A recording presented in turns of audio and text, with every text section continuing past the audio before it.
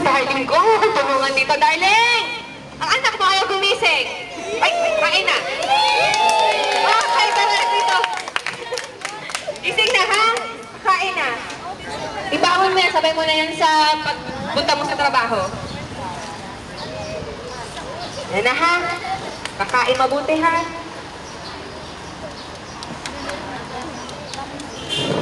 Basahin niyo!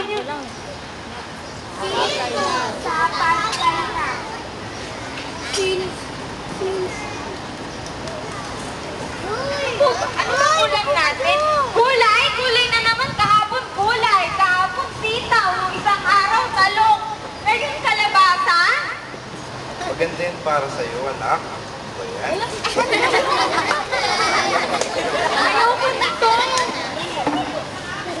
Anak, mahalaga yan sa kalusugan mo. Huwag mo kang ihiwalay yung gulay. Masarap yan, kalabasa sa kasitaw. Ibalik mo, sayang ang pagluluto ko. Masarap yan. Aga-aga, puro sermon. Sige na nga, papasok na ako. Late na ako. Eh, papasok ka na. Hindi ka pa naliligo. Sabi mo, late na. Tapos ngayon sasabihin mo, maliligo. Ano ba talaga? Pasok na ako. Oh, sige, sabihin mo na. Please, sa school.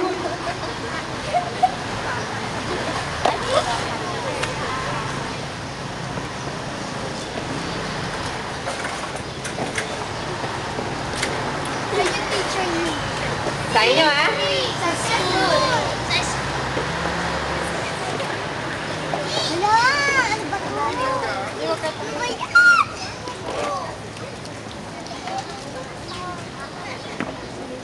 Oh, Tintin, date ka na naman. Sorry po, kasi yung nanay ko, sorry. Mahabol pa ba ako sa quiz? Tapos na, ipasa niyo na yung mga papel niyo. Yan, hindi ka na naman nag-quiz, late ka na naman. Tsaka, parang ang baho. Sino yun? Hindi ka na naman naligo, no? Hoy, naligo ako? Magabi kayo, naligo kaya ako. Tintin baho. Yak, tintin baho. Tintin baho. Uwi na tayo, tapos bukas pasasok mo dito. Kasama ko yung mga magulang mo. Amen. Kami na.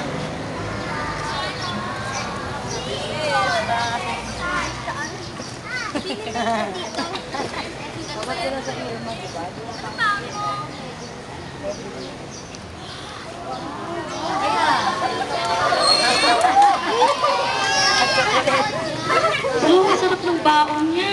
Pero bakit araw-araw chocolate siya? Sisira itin niya. Pero hindi tayo.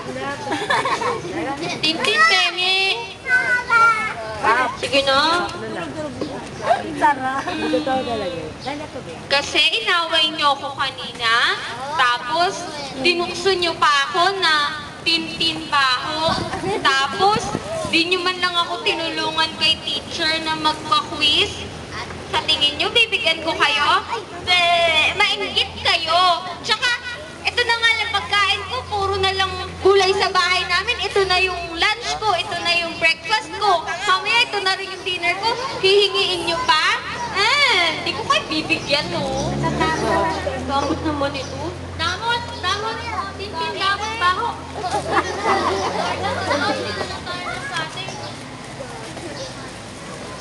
Ito po.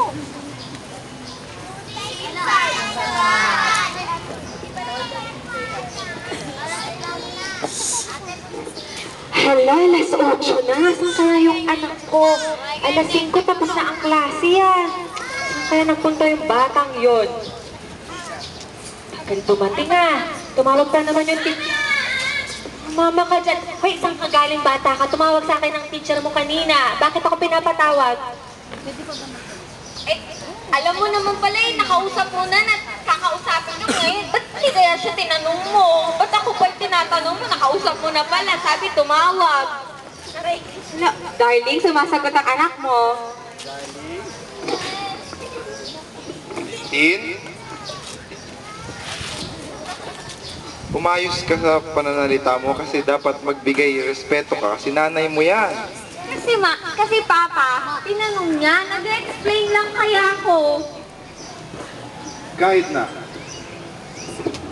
Ay nako, Tin, sige, pahinga ka na. Bukas, sasama kami sa school mo kasi pinapatawag kami ng teacher mo, hindi ka lang kung bakit. Matulog ka na, ha? Huwag na magpupuyat. Bukas, kakusapin natin ng teacher mo, bakit kaya? O, matulog na rin tayo. Check ko lang ang anak mo, ha? Okay. O, Tin, tulog na, ha? Tulog na, huwag na magpupuyat. Ma, ang sakit ng ulo ko. Itulog mo lang yan. Bukas, sa teacher mo, dapat maaga tayo, huwag ka na magpupuyat, ha? Tulog na. Opo.